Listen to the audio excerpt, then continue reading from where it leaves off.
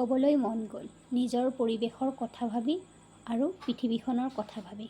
অমৃত বৃক্ষ আন্দোলনৰ সময়ত দিয়া গছপুলিকেইটা ৰুবলৈ কাৰো সময় নাই আৰু এই গছপুলিকেইটা ৰুৱাৰ ইচ্ছাৰো অভাৱ দেখা পালোঁ। ফটো লাগে কাৰণেহে কেনেবাকৈ ফটো মাৰিছে।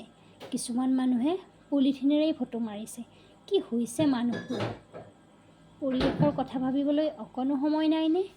গছ-গছনিবোৰ ক্ৰমান্বয়ে কমিবলৈ ধৰিছে আৰু এনেদৰে কমি গ'লে আমি যে উশাহ লৈ আছোঁ তাৰো হাহাকাৰ হৈ পৰিব। প্ৰদূষণৰ বাবে আমি নানা বেমাৰ আজাৰত পৰিম। ব্যস্ততাপূৰ্ণ জীৱনৰ অন্ততঃ এসপ্তাহৰ এদিন প্ৰকৃতিৰ নামত দিব লাগে।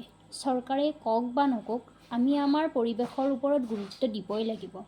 মানুহবোৰ ইমান ব্যস্ততাপূৰ্ণ হৈ গৈছে যে দিনৰ দিনটো মোবাইল আৰু লাভ লোকচানৰ নামত আমি আমাৰ প্ৰকৃতিৰ কথা পাহৰি গৈছোঁ। কিন্তু আমাৰ প্ৰকৃতিৰ কথা ভাবিবলৈ অকণো সময় নাই। মই এইটো কোৱা নাই যে কিছুমান মানুহে নাভাবে, কিন্তু এতিয়া বহু মানুহেই প্ৰকৃতিৰ কথা ভাবিয়েই পোৱা নাই। বেয়া নাপাব, আমি আমাৰ গাঁওখন ধুনীয়া কৰি ৰাখিবলৈ হ'লে চৰকাৰে কওক বা নকওক, আমি গছপুলি ৰুবই লাগিব।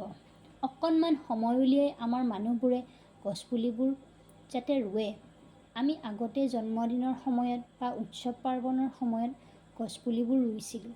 কিন্তু এতিয়া জন্মদিনৰ সময়ত ডাঙৰ ডাঙৰ কেকৰহে অৰ্ডাৰ পোৱা যায়।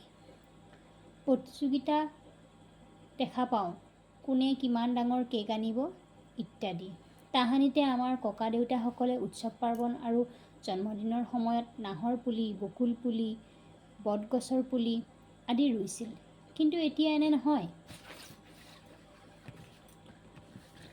কিন্তু আজিকালি সেইবোৰ নাই।